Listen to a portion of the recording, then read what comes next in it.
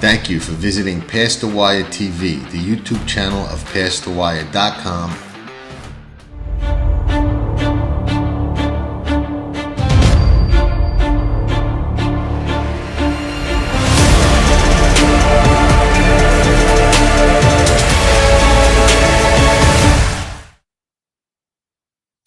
Hello, everybody, and welcome to another episode of Past the Wire TV. We have with us today Mr. Dean Reeves, who runs Reeves Thoroughbred Partnerships, who, if you do not know, in addition to a lot of other success on the racetrack, the one race that stands out to my mind is the Breeders' Cup Classic, although he's got another Breeders' Cup, I believe, on the mantle.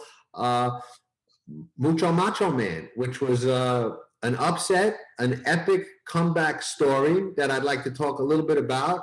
But before we get to that, Dean, how does somebody with a degree in business administration, well educated as you are, wind up in the sport of kings, thoroughbred racing? That's what I really want to know. You know, it's a strange story. It all started in the Turks and Caicos Islands, of all places. Okay. And it started with my wife meeting a lady in the gym, and the two of them talking about her diamond earrings that this lady had gotten for her 50th wedding anniversary. Okay. To move forward from that, they chatted, and my wife Patty came in from the gym and was telling me about the lady and this, that, and the other. And I guess it's fate that night at dinner, we ran into them. Okay. And the husband came over and introduced himself, and his name was Bob Addis. So it was Bob and Esther Addis, and they were from New York, and Bob was in horse racing. And so the next day we went out on our boat and just kind of cruised around, and he and I sat there and chatted, and he said, you know, I don't have a horse right now, and I'm going to the Keeneland sale next month. If you want, we can be partners. And you know, I asked him how much he thought it would cost. And, you know, I said, that sounds like fun. And so the next time I met Bob was in Keeneland at the sale. And we bought a little horse out of King Mambo that we named Fearless. And that got it all started. Now, let me ask you, when he asked you that, did you have any idea at that point that 95% of those deals go bad and go south when someone says, do you want to come to the sale and buy a horse? You know, no, I was too naive about that. Now, I had been to the Kentucky Derby 22 years in a row and just loved it. And I'd always wondered, how does somebody even get a horse in that race? And what goes on the backside? And I was always curious about that. So, you know, when Bob said that, I thought, well, that might be fun. And that's why I'm in the business. I have said all along, it was not, thank goodness, it was not to make a profit. Right. It was for enjoyment, and it has been that. And so it was funny. I had a conversation about 3 weeks after that when Angel Penna called me. And I don't know if you know Angel Penna, but he's a great trainer. I know Angel Penna, the father, and Angel Penna, the son. So rest in peace, well, but I also know the son, yeah. So Angel called me, and Patty and I were driving back to Atlanta from Tampa, and he was telling me all the pitfalls of horse racing. And I listened to that. And then finally I said, well, Angel, I've only got, you know, one thing that I want to do. And he said, what's that? And I said, I want to have a horse in the Kentucky Derby. And there was silence on the other end of the line. And if you know Angel, I'm sure he's throwing his hands up going, well, of course, everybody wants to do that. And he just said, and I said, but Angel, I made it easy on you. I said, we didn't have to win. So, And as it goes, 3 years later, I had Mucho Macho Man in the Kentucky Derby. That's probably like a lottery ticket. I mean, so many people try to get to the Derby, and so many horses start out with that dream to actually get there. Like you said, winning it aside, is an accomplishment in and of itself that most people never get to realize when they get into this game. So I guess it's safe to say after that you were hooked. Oh, there's no question about it. And having a horse like Mucho Macho Man, when you start going to the biggest races in horse racing, and I had no clue as to how to get a horse, how a horse got in the Kentucky Derby. Right. And we had a small group with our church, and we were doing our Bible study, and I said to all of them, you know what? This was like in December of his 2-year-old year. I said, you know, I think I've got a horse that might be going to the Kentucky Derby. And I sent an email out to all my family members and told them that. And then right after New Year's, I called up to Churchill. And I when they answered the phone, I said, I'd like to talk to somebody about how you get a horse in the Kentucky Derby. And, Okay. and they were a little taken aback, but they put somebody on the phone, and I told them who I was. And I said, I'm the owner of Mucho Macho Man, and I want to see, what do you do to get the horse in the Derby?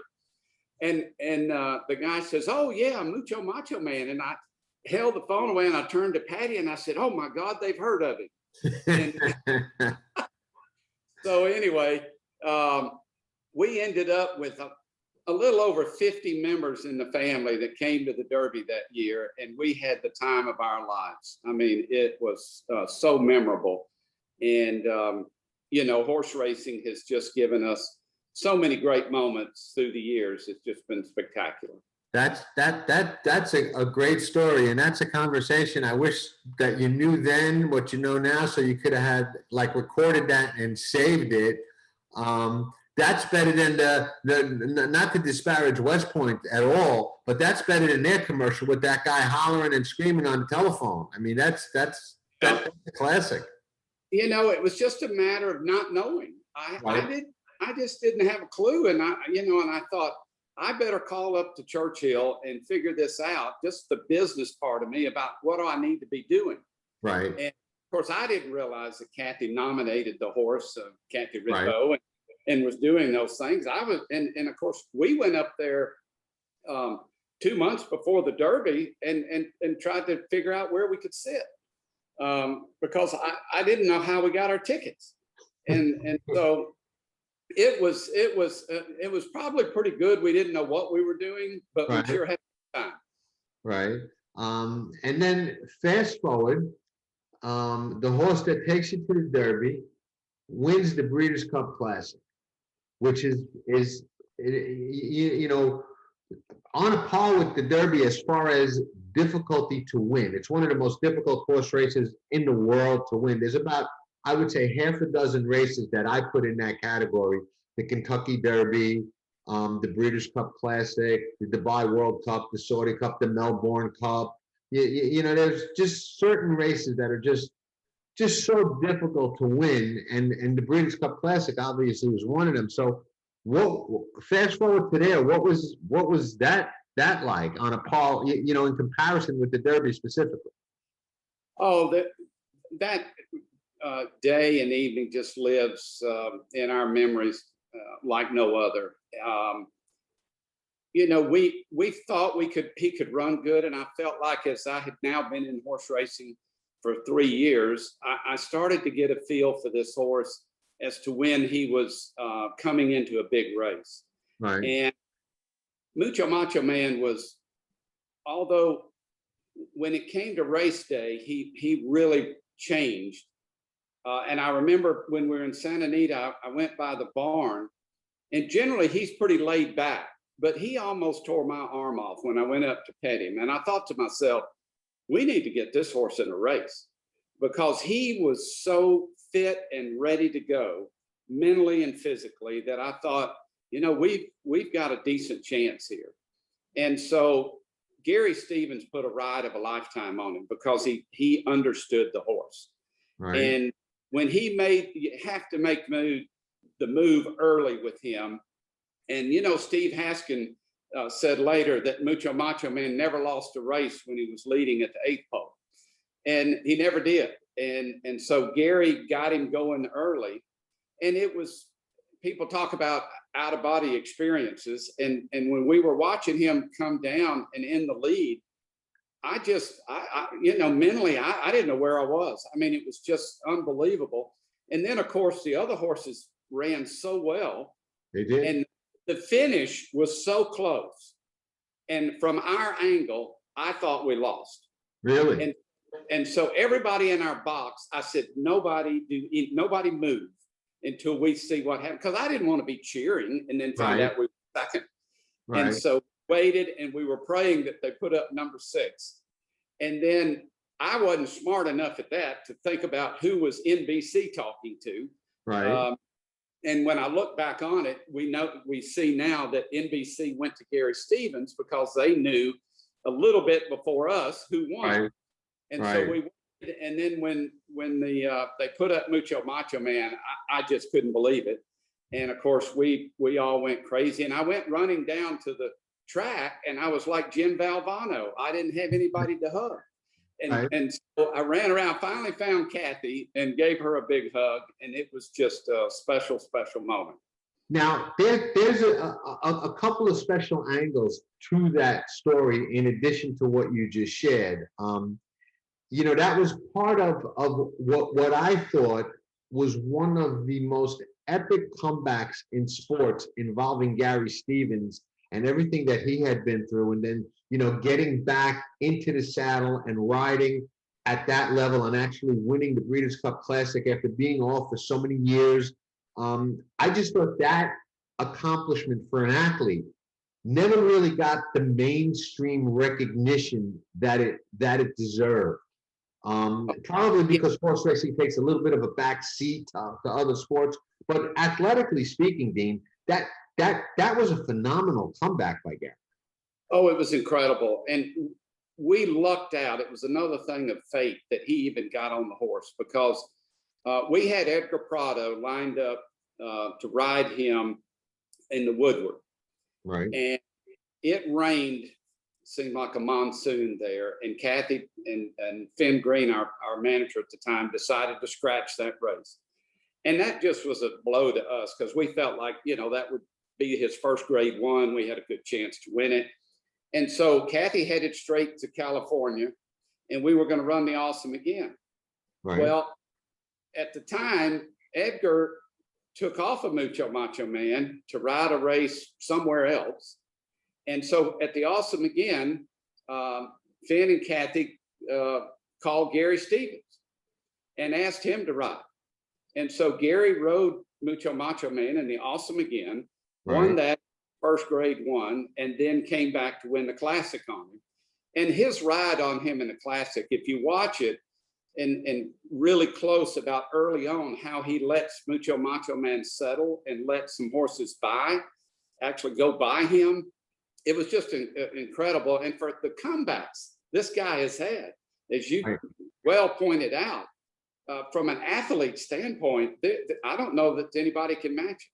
I agree. I never really thought it got the kind of recognition that it deserved. I wrote about it and spoke to Gary about it, and we spoke in depth about the ride on Mucho Macho Man in the Classic. So I'm a little bit, you know, more familiar with it than the average guy. But there's another unbelievable part of that story, and that's Kathy and everything that she's gone through, being the recipient of a heart transplant and a Breeders' Cup Classic win.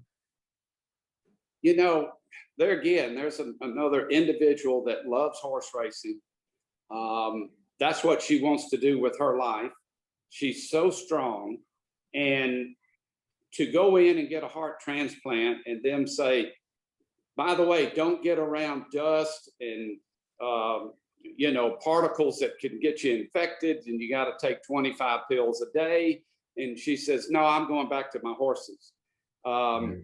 And the job she did, you know, to keep him, you know, people forget that he ran second and then came back and won it. And I don't know if that's pretty good. Maybe Tisnow might have done that, but to come back and run second and then come back and win the Breeders' Cup Classic, that's great training and management to get the horse to that spot, you know, 2 years in a row.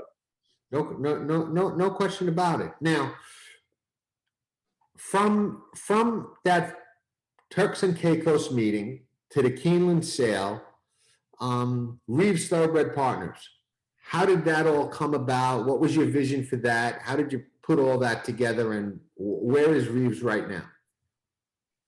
Well, I partnered with Bob, and it was a year later before the horse ran. He didn't run as a 2-year-old, ran as a 3-year-old.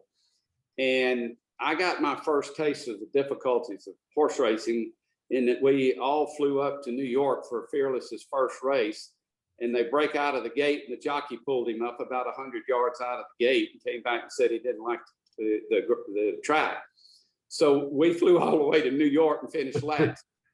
So, but I partnered with Bob, and I was really enjoying it. Fearless in his third race finished third, and I thought I had a stakes horse because he finished third. So we were going to go to Saratoga, and he hurt a tendon and was out, and I was so depressed because I was starting to really enjoy this thing. Right. And then I went to the next September yearling sale and bought 2 horses there, and Bob went in partners with me. And the following year we were at Saratoga, and Patty and I went to lunch there one afternoon in downtown Saratoga and decided to start Reeves Thoroughbred Racing on our own, and actually designed our silks and the name Reeves Thoroughbred Racing, and put it all together while we had lunch, and decided that we'd go out on our own and buy some horses. So that's what we.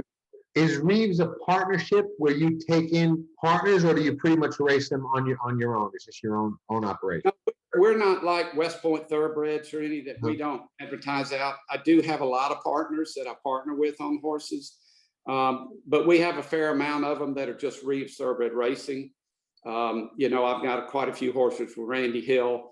We met in Saratoga, and we bought a lot of horses, and he's a lot of fun, a great partner. We've been to Ascot together, and we own Channel Maker together, and we just had a blast.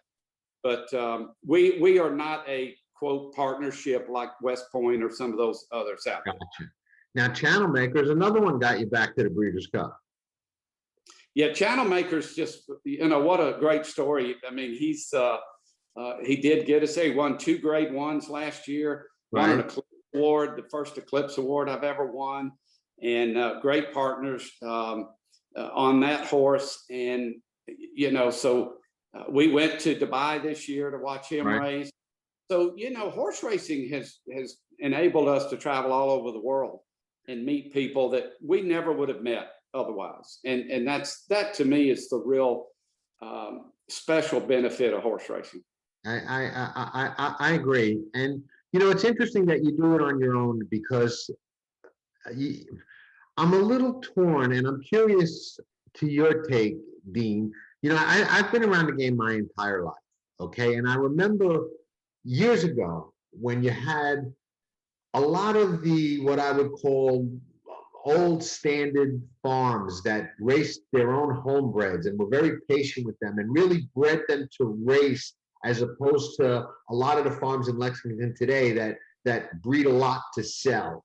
You know, I would joke that, you know, the old Ogden Phipps horses and the, you know, Rokeby horses, you know, they were priceless because they just weren't for sale. You know what I mean? No amount of money could buy those horses, because those people bred their horses and they liked to race them competitively, and they would never let, or generally wouldn't let, people buy into partnerships. And the partnership thing kind of became the new normal, and then in a way, I guess, to minimize or mitigate a lot of the financial risk and get other people involved. But I also see the downside of it, where it can be argued, I think, to some extent, that it takes away some of the sportsmanship. I mean, when you see, you know, one guy's got a share of 4 or 5 different horses in a race, it just takes away from the sportsman side of it, in my opinion. I'm not saying it's a conflict of interest, and I get it, you know, financially, but it's just different. What's your take on that, from the old days to the new norm as far as the partnerships go? Yeah, I got started in the old days, basically, where everybody, you owned your horse 100%. Although when I first bought Mucho Macho Man, I bought in for 70% and went up from there. But I have always tried to maintain a majority interest. It's not on every horse, but due to certain circumstances. Right. But I like to have enough skin in the game to feel the pain and feel the joy. Right. And so, I think there is certainly a place for the partnerships, because in some areas, I think it's great for people to dip their toe in the game. Not everybody financially can go to the deep water early. And so they do bring a lot to the game for people to get involved. And I think it comes down to individually, in that I like running the business. I enjoy going through it, and have put together a team of experts to help me. And from that, we have a process that we go through, and it's taken me 10 years to get a lot of that set up and figured out. But I've enjoyed the challenge. Now, some people don't want to handle the bills. They don't want to make those decisions. They just want to pay in the money and go to the races. Right. But on the flip side, I enjoy trying to figure out with the trainers what races we ought to go into, and buying the horses, go into the sales, and take the joy of being that, saying you picked that horse out and they turned out to be pretty good. See, I agree with that philosophy. If I used to own some horses, never any on a stake scale or anything like that, but I had a bunch of claiming horses, and I was always involved in where they were going to run, when they were going to run, and being involved. And I was very involved in the selection process as to who we would claim or who we would buy. We bought a couple privately as well. And I think, to me, that's just a big part of it. I could never personally play in a game where, okay, I bought into a partnership and they're going to make every decision about my horse, and I'm either going to get a check and go to the races, or I'm not. I'm kind of like a silent partner sitting on the bench. I mean, I get it that that's great for a lot of people, but I would kind of be more inclined to have your approach, where I would want to be hands-on. Now, you actually go to the sales and pick out your own horses? Oh, yeah. I mean, That's I enjoy the sales. I have, as I said, a great team. Jimmy and Martha Gladwell help me at all the sales. Jay Stone helps at the sales, and also helps me on looking at races, nominating for races, looking at horses that we can buy off the track. So we do a lot of that also. Finn Green was a big help when he was our manager, especially with Mucho Macho Man. And so I think it takes some people to help you along the way and to bounce ideas off of. But that's the part I love. I really enjoy going to the sales, and you fall in love with the horses. You see one, and every time I call Patty and say, we just bought our next Derby horse. And so I probably got 20 of them, but we just hadn't won it yet. now you've got a horse that I always try and pick out horses. See, people handicap differently, and they look at things differently. And I love to bet on the horses. That's no secret. And I look at races differently than most. Most people look at a race and they handicap a race and they look at what a horse has done. I kind of look for what they're going to do. And you've got a horse that's kind of fooled me a little bit, because I've been waiting for this horse to run, and he's kind of shown me in the little things I look for that he's sitting on a big race, and he's going to run a big race, and he just hasn't done it yet, but I haven't given up faith in him. Talk a little bit about City Man. Am I on target thinking that this horse is going to run a big one someday, or should I just stop thinking that I'm crazy? You tell me. No, that's very astute, because if you'd have picked any horse out of the many horses I've got, that I think is the future big time horse for Reeves thoroughbred racing. Interesting. No question in my mind. he has improved so much in the last year. And that's the thing about Mucho Macho Man is you should run them 4 and 5 and 6 years old. But he has improved so much that we scratched out of the race Monday, and we're going to run him in the Manhattan. Oh, great. Okay.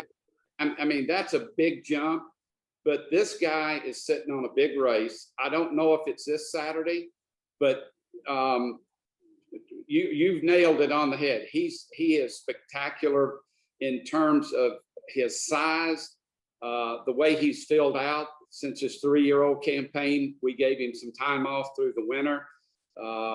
It was like 60 days at the farm, and it was nothing other than mental and physical time. There's no issues with him at all. Right. And I mean, he went out just for an easy breeze this morning and worked in 48. And so he's sitting on it. I'm just not sure when it is, but right. He's going to be a nice horse for us. I got you. And Christoph is a trainer that it's tough not to admire in this game, and is probably as patient a trainer as you will find. So it's interesting. It's interesting that you've got horses with Kathy and you've got horses with Christoph. Are those your 2 trainers? I do have some also with George Weaver and, okay. and with Danny Garvin.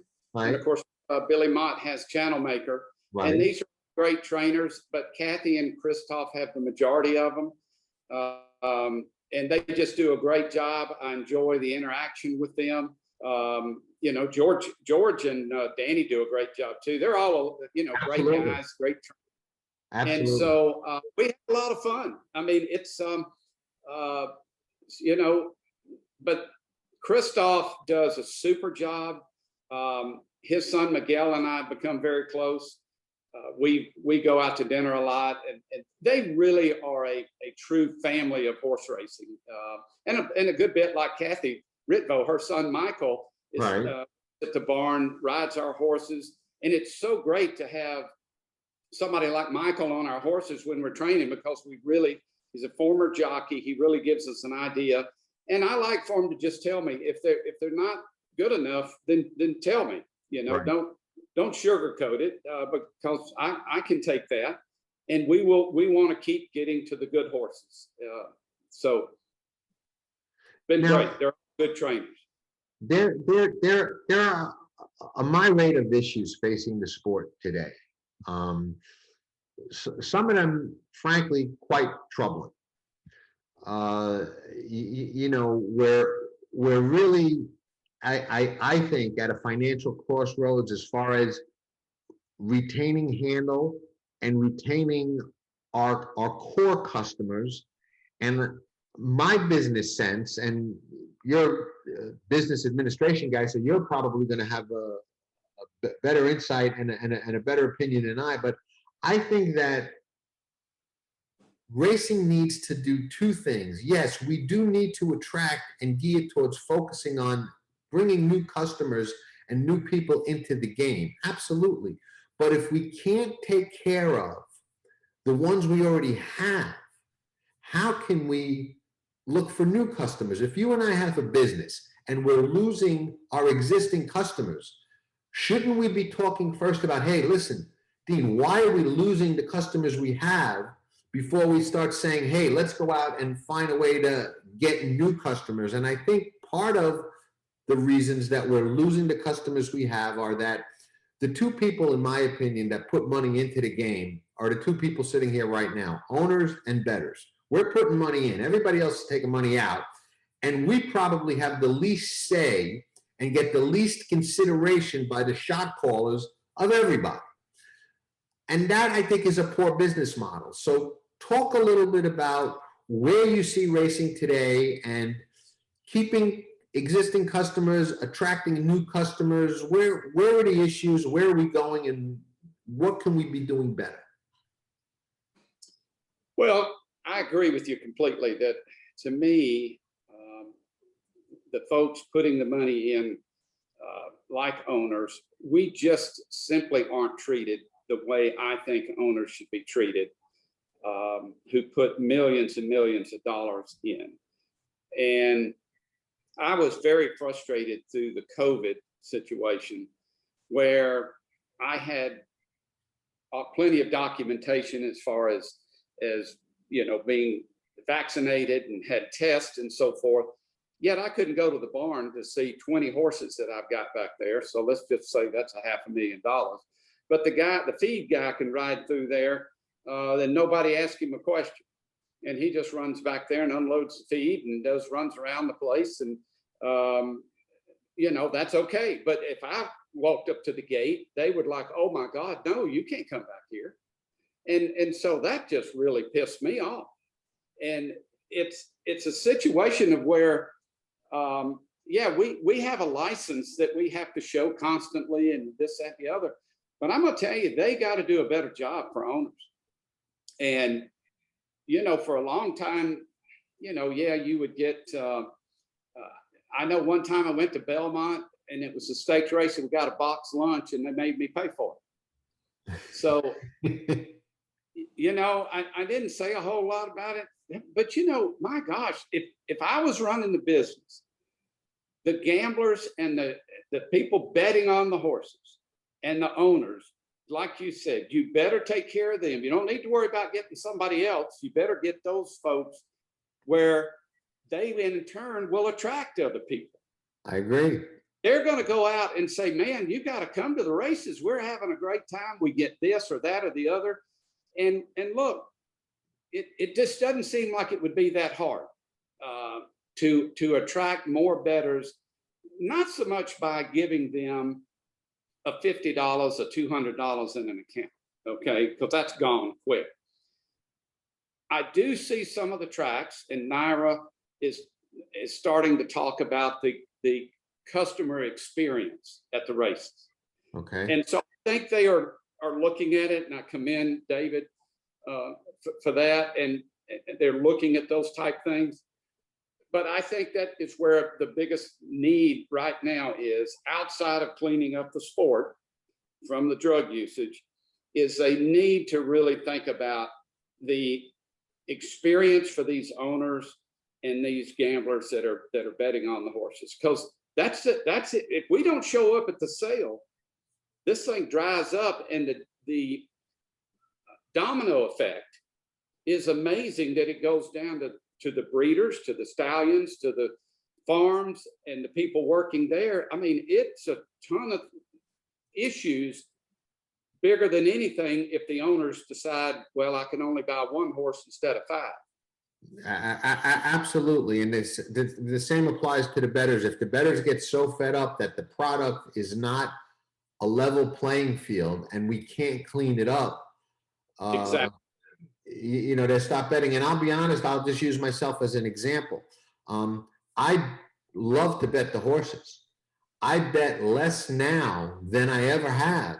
And a big part of that reason is because there are a lot of times I don't feel comfortable that the playing field is level. And that's very troubling to me. If you want me, see, there's all different reasons people bet. I played professionally for years where that was my living. That's how I made my living, was betting on the horses. So a level playing field to me was essential. And if I don't feel like I have that, I'm not just playing recreationally. I play because I want to have a chance to win. I believe that horse racing is a skill game like poker and certain other games. Yes, there are luck and intangibles involved, but you negate that with odds and knowing how to wager and payoffs and things like that. So to me, it's a skill game. If we don't clean it up and have what I would say a zero tolerance type of system and treat this as a privilege to participate as opposed to a right, I think we're in a lot of trouble. So what are your thoughts on cleaning up the game? And do you think that HISA, or the Horse Racing Safety and Integrity Act, is a good start or a step in the right direction? What's your take on that? I think it's a good start in the right direction. I think it's silly that I got to have a license in 25 states. I'm a horse owner, whether I'm in Florida or New York. Okay. Right. That's so simple, that we hadn't even got that figured out. Right. So if I'm running a business, you know, that's like using 5 different banks to pay all the payroll. Right. So that's one. So I think we need that, and I think we need to get to where the main players can come in and start to leave their egos outside the door and go in there and make a list of some things that they could really straighten out. That would be easy. Okay, there's some tough ones out there, but take care of the easy ones to show this improvement. I was so disappointed. Well, first, I was thrilled after the Kentucky Derby of the great coverage, the beautiful day, the fans were back, we had a great race, and we had more people watching the Derby than they did the Masters. I think some of the NBA games, there was a lot of things that people watched it. And then damn if we didn't have the winner of the Derby come up with a positive. And it just, that just cannot happen. And we've got to have, I'm in favor of zero policy. Right. I cannot, and I'm in the construction business, I cannot go out there and have 15 OSHA violations and still be in business. People Right. aren't going to use our company if I've got OSHA violations as long as you're armed. So we simply cannot overlook it.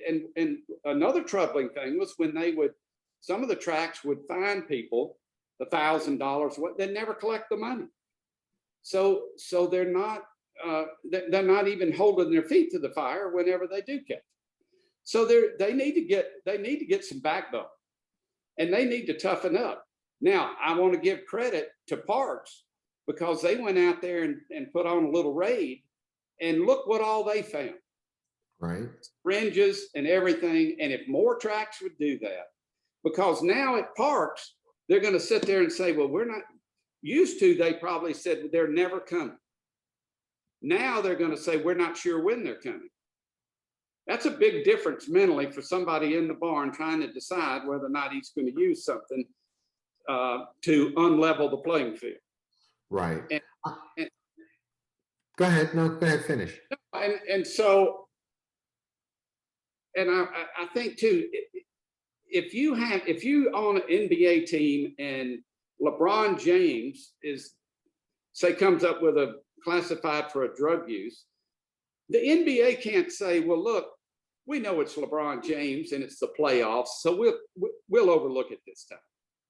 Well, that's not going to work. And yet we tend to do that in horse racing. We'll sit there and go a year, 2 years, because somebody had a positive, and then you read about it a year and a half later.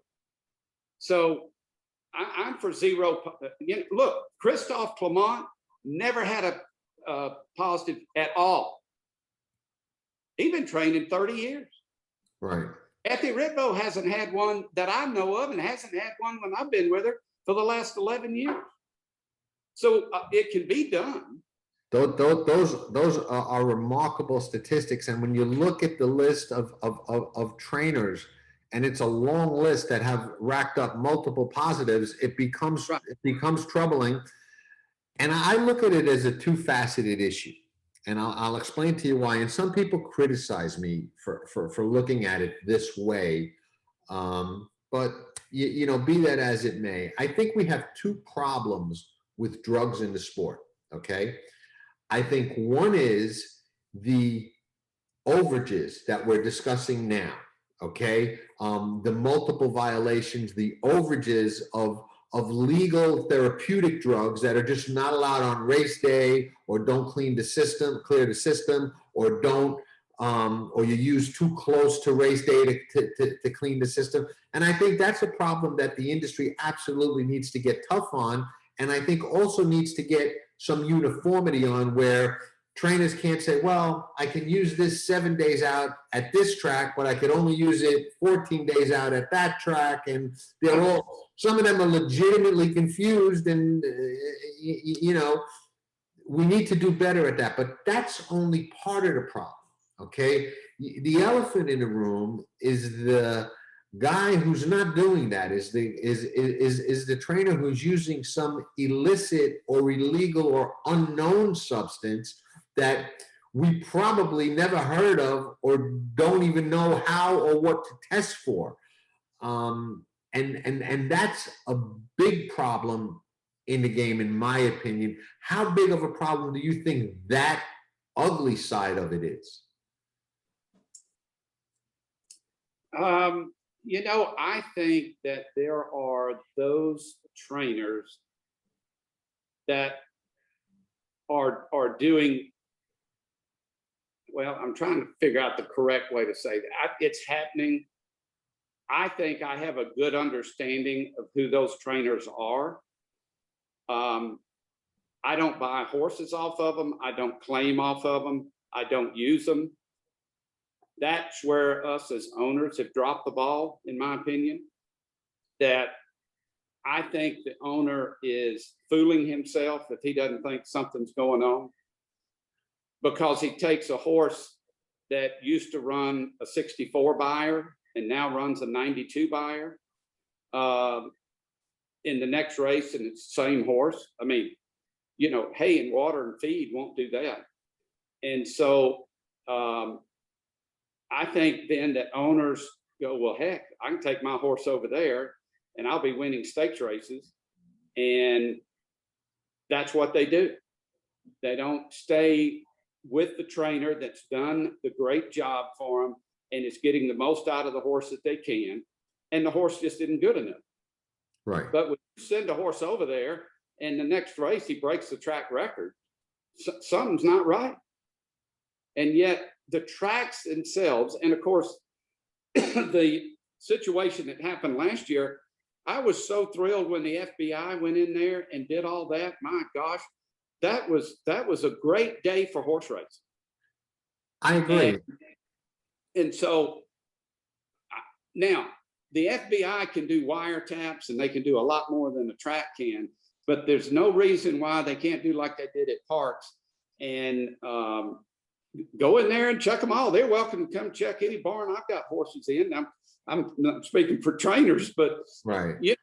As far as my horses are concerned, and I think that they've got to do that kind of thing and use surveillance, use spot checks. We do that at our business. We go in and take a random number of people and drug test them. Quite often, maybe 2 or 3 times a year. So they don't know when, where, or who. And I think the tracks have got to do something like that. And I wouldn't be above asking if I felt like something was going on. I'd ask the FBI to help me. I agree with all that. And I've gone as far as to say, and I even wrote an article about it, that I believe that if we are, as an industry, are asking people to invest millions of dollars in buying horses and are asking bettors to wager millions of dollars on these horses competing, then we have to be able to police the industry. And I know most bettors frown on takeout and complain about takeout, but if you told me, hey, John, I'm in charge of racing, okay, and we're going to raise takeout 2 or 3% on these wages across the board, but we're not doing it to give this guy a bigger salary or that guy a nicer office. We're doing it because we're going to put a camera in every stall across every racetrack across the United States. It's 24/7 surveillance. Anybody goes in and out of the stall, we're going to have monitored by a third-party security company. So there's going to be no shenanigans. You know what I'm going to tell you? Go ahead, Dean, raise the takeout. I'm all in. Okay, I want the level playing field. I'll beat you on a level playing field if we're handicapping and playing horses, but I can't beat you on a non-level playing field because of what we're discussing. So I think we really need to go to the next level, because like you said, people like yourself are investing significant amounts of money. Bettors on a different scale are also investing money. I mean, you've got to be protected when you do that. The industry owes both of those groups, the owners, investors, and the bettors, investors. They owe them that. I mean, I don't think you can continue to do and allow what's happening. And when you say about what the FBI did, I get a little annoyed at tracks saying that, well, there's just so much we can do. I say nonsense to a lot of that, because They can literally, okay, there were years ago, I don't know if you remember, there was a guy, I want to say his name was Michael Gill, and Mark Schumann was training for him. And he came under a lot of scrutiny, okay? But he was never caught doing anything. But he was under a lot of scrutiny, and his horses were running, like you said, showing drastic improvement. And you know what they did? They said, you know what? We don't know what you're doing, but we're not taking your entries and we're not giving you any stalls. And we just don't want to do business with you. Racetracks can self-police to a much greater extent when they want to. The whip rule is another example, Dean. The stewards have always had the authority, and to this day have the authority to say, hey, rider, come in here after this race. You abused that horse with the whip. You hit him too many times. It was excessive. There was no reason for it. We're fining you and giving you 3 days. Or whatever the penalty, what they decided. They've always had that authority. We didn't need to create a rule to make outside organizations happy and make it look like, well, we're appeasing them, we're cracking down on all these things. Racing, we can do a lot better with the rules in place than we're doing. Thoughts? No, you're right. I mean, that situation there, were they doing it to protect the horse, or were they doing it to appease somebody that was just on the outside looking in? You see, so there was, if stewards were doing their job about that, the issue probably never would have come up. I agree. So secondly, the tracks, if they would do a better job of policing, and you talked about increasing, the takeout, heck, let's add 1/4% to the sales on these horses when we buy them and put it into a policing fund for every track. Just put a third party in charge of it. I'll pay 1/2 to 1/4% on every horse I buy, and then put the fund out there for them to go in and monitor these racetracks and these stalls and so forth, along with the racetrack, and then get tough.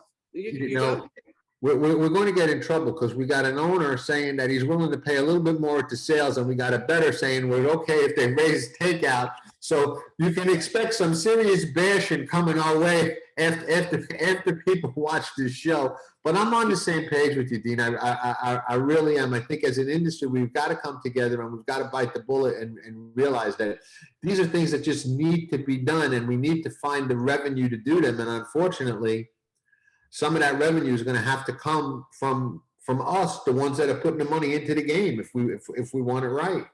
Well, I went to Japan with Mike Rogers and Tim Ritbo, and I'll tell you what, now they are serious, strict about their drug use, and so if a trainer out over there, he's banned for life. He doesn't come back. Exactly.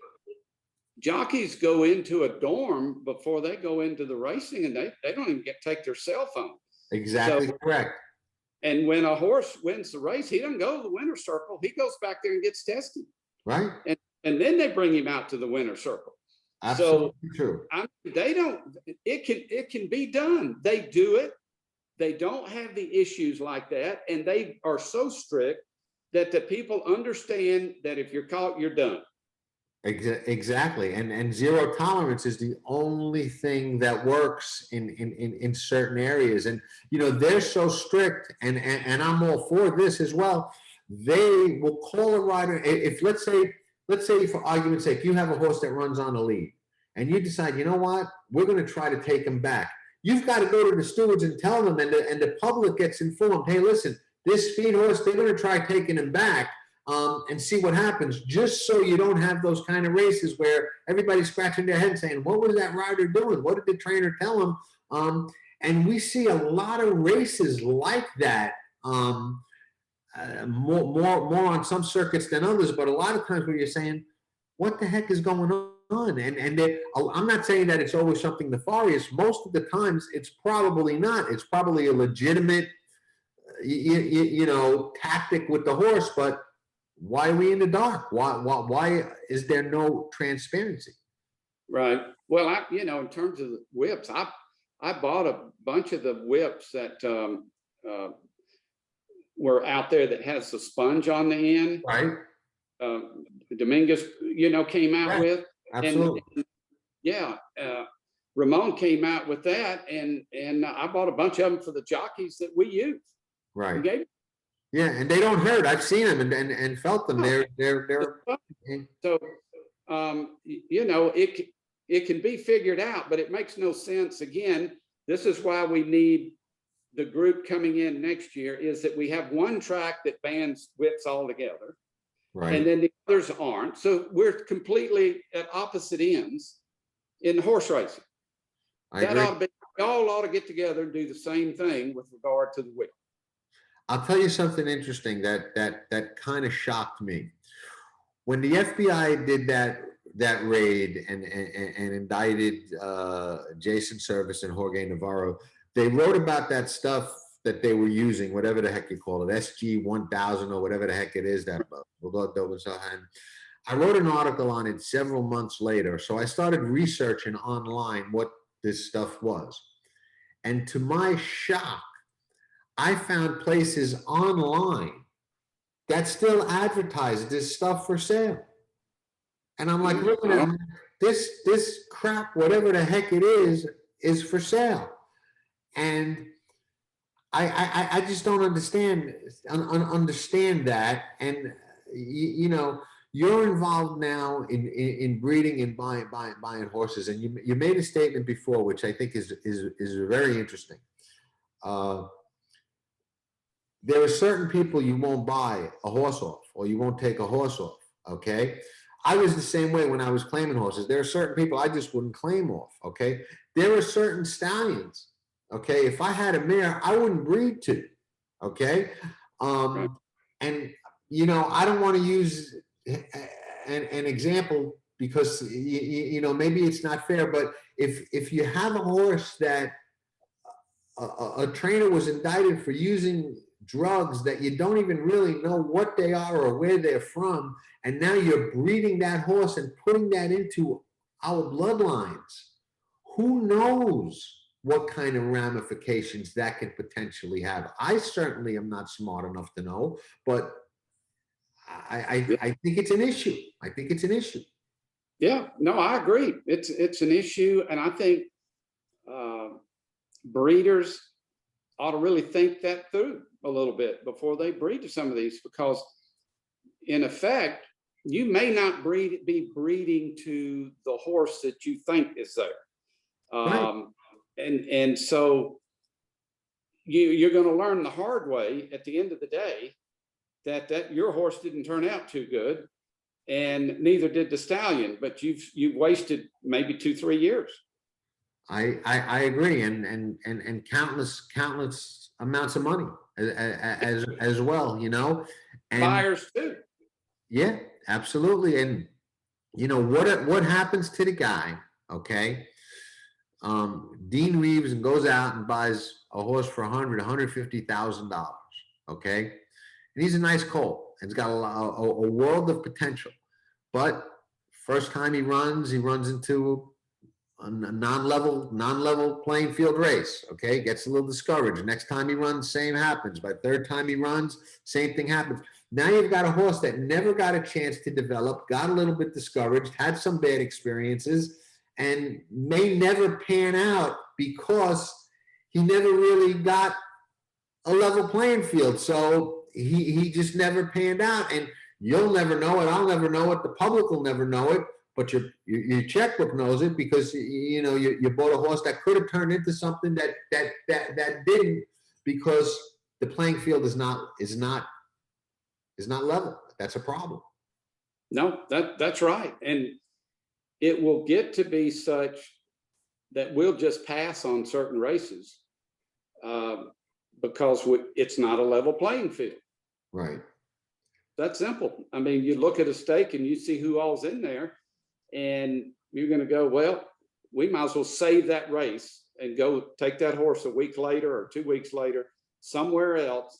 And then look what happens. They get a short field of 4 or 5 horses in a stakes race. Right. And I think it gets a little dicey to me. And we're pretty much on the same page, but where I think it sometimes gets dicey is I hear a lot of people now And unfortunately, because I have the show and the website, I kind of have to be somewhat active on social media, even though I would prefer not to be, to tell you the truth. But it forces me to see and hear a lot of opinions that I might not want to even hear or know, if not for that. But one of the things I hear often is, hey, everybody knew about Navarro and Service, and we were all right about them. So that means we're right about this guy, this guy, this guy, this guy, and this guy. And what I try to impress on people is that just because somebody wins a lot or has a high winning percentage doesn't necessarily mean they're doing it wrong. It might, and it might be something that is worth looking at, but it's not an automatic, because the game is very different today, and people train in a way where they protect their win percentages, and they run different kind of programs that keep those percentages higher than they used to be. 20 years ago, 15-18% trainer was phenomenal. Today, not so much.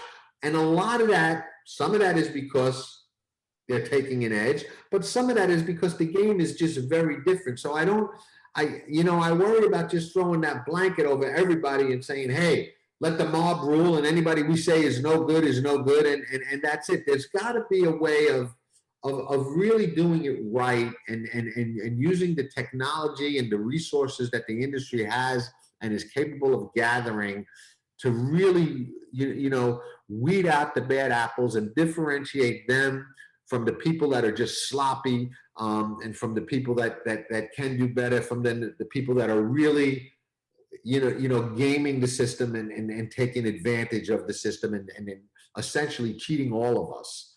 No, you're right.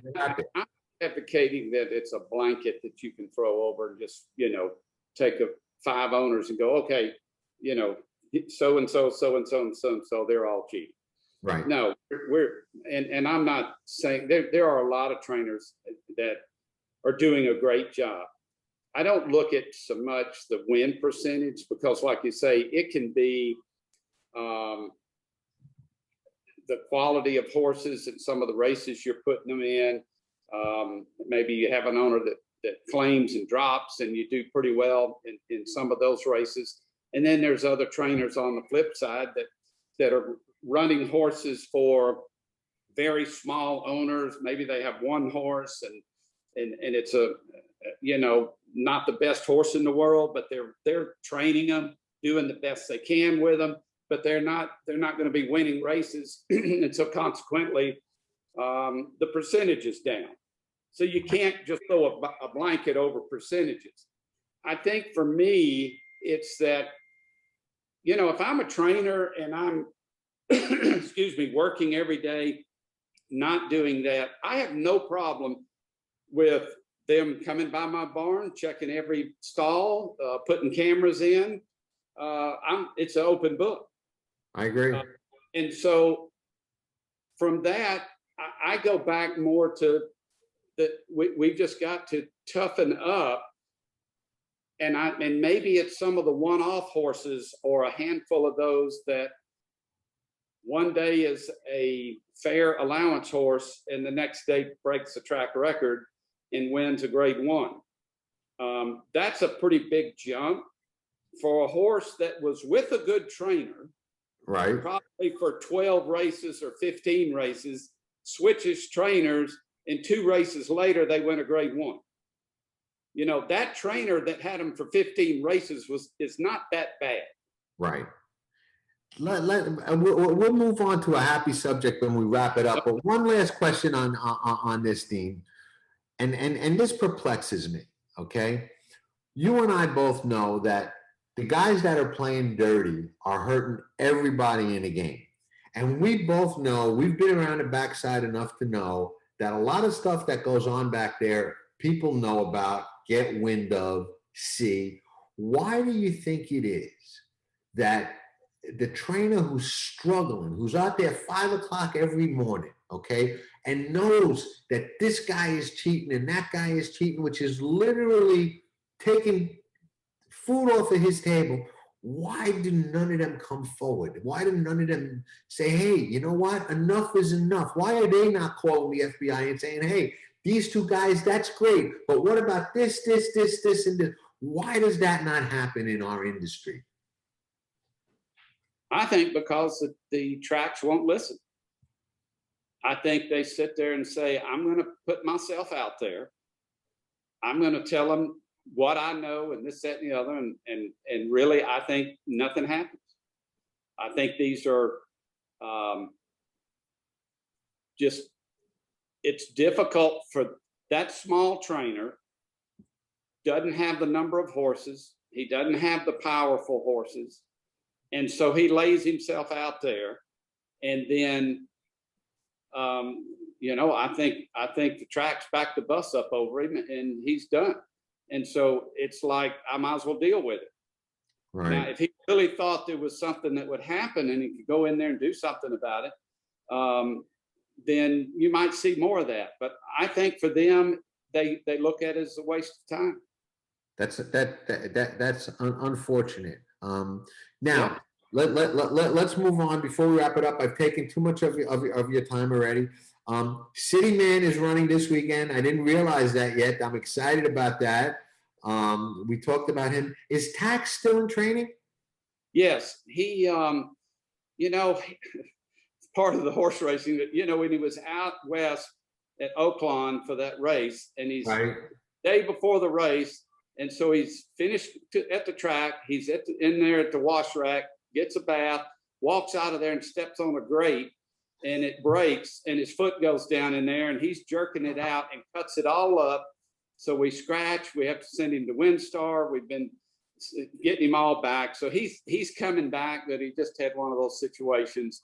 And I hope to have him back maybe in the next couple of months. He'll all be over with that. But we've got Madeline Must in Thursday in a grade 3 at Belmont. We've got Our Nation on Parade at Gulfstream Park Saturday. And then I've got a first timer by Mucho Macho Man at Gulfstream Park Thursday. So we got some action this week. How exciting is it when you see the Mucho Macho Man babies running, knowing the whole story behind him and what he meant to your career as an owner? Oh, it's so much fun to have those. And you know, I love him as a stallion, which of course we would, but right. I think his horses are going to really shine this year. We've gotten a real good crop of 2-year-olds coming because you really don't see a lot of them at the sales. People are going to race horses. And we've got some, I think, that are going to be pretty good. And early on, he had Mucho Gusto, and he's had some good horses out there. But I'm looking for a big year from the Mucho Macho Mans, and I've probably got 10. So so we're excited to have them. It's hard for us to get much, you know, going 4.5 and 5 furlongs. These will be some horses. Probably next year that'll be a lot better than they are as 2-year-olds once they're able to stretch out a little bit. But we're excited about several of them getting ready to race. Right, and you're a fan of keeping them in training and keeping them running, which is a problem in this industry of itself. So that's exciting because I tend to think that the Mucho Macho Mans are the types that are going to get better as they get older and as the distances get longer, and you know when they hit that 3, 4, 5-year-old campaign, that's when they start coming into their own. So, and I've been so surprised how well they've run on turf. That I just never thought about that. And but they seem, you know, City Man runs on both surfaces, and we still don't know which one he's the best on, and maybe it just doesn't matter. But you know, he's had a grade 1 winner on turf, and so that's a bit surprising. So you could probably breed a mare to him, whether they're dirt or turf. Probably so. Dean, it's been an absolute pleasure talking to you. I thoroughly enjoyed it. I could chat with you forever. I've taken too much of your time, but it's very enjoyable. Maybe we'll do it again sometime. We'll after a big win or something, we'll get you back on and we'll have a little celebratory talk, because this was a lot of business and a lot of stuff I think that needed to be said. But next time we'll keep it celebratory, hopefully. That'd be great. I've really enjoyed it, John. You have a great program, do great for the industry. Keep it up. And, we have to have a voice out there. We try. And we'll be rooting for you from Florida all weekend long. So all the best. Great trips and all the best. Thank you so much. Yep. All right, Dean. Ciao. Vino Rosso has taken the lead, and it's a vintage performance by Vino Rosso. Nobody does it better.